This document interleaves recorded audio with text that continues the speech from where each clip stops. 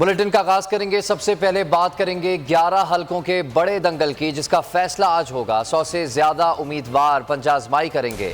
कौमी असेंबली की 8 और सूबाई असेंबली की 3 नशिस्तों पर वोटिंग 2 घंटे बाद शुरू होगी। पोलिंग का अमल सुबह 8 बजे से शाम 5 बजे तक बगैर किसी वक्फे जारी रहेगा। मजमूई तौर पर 2937 पोलिंग स्टेशन बनाए गए हैं। 747 हसास और 694 इंतहाई हसास करार दिए गए हैं। इंतखाबी सामान पोलिंग स्टेशन पर पहुंचा दिया गया है।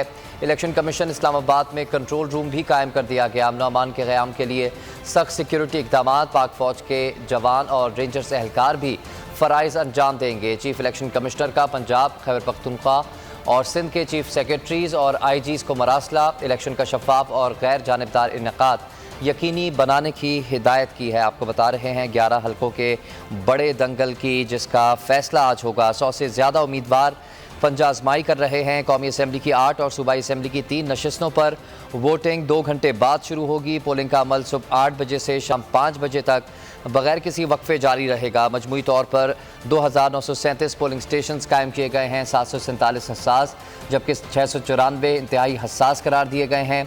इंतखाबी सामान की तरसील मुकम्मल हो चुकी है। इलेक्शन कमीशन इस्लामाबाद में कंट्रोल रूम भी कायम कर दिया गया है। अमन अमान के क़याम के लिए सख्त सिक्योरिटी इक़दाम पाक फ़ौज के जवान और रेंजर्स एहलकार भी फ़राइज़ सर अंजाम देंगे।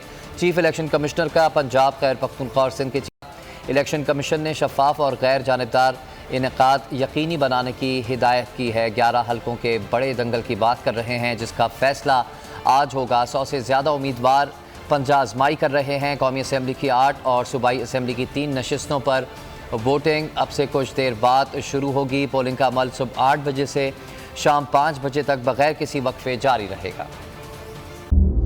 सबसे बड़ी कवरेज 16 अक्टूबर सबको मोटिवेट करें कि उन्होंने निकल के इलेक्शन में वोट डाल दिए। सबसे ज्यादा रिपोर्टर्स, सबसे बड़े पैनलिस्ट, लम्हा बा लम्हा इलेक्शन की खबर सिर्फ बोल पर। सबसे ज्यादा व्यूज, सबसे ज्यादा रील्स और सबसे ज्यादा रेटिंग के साथ बोल अब भी नंबर 1 पोजीशन पर बरकरार। सब्सक्राइब करें और बेल दबाएं ताकि कोई खबर रह न जाए।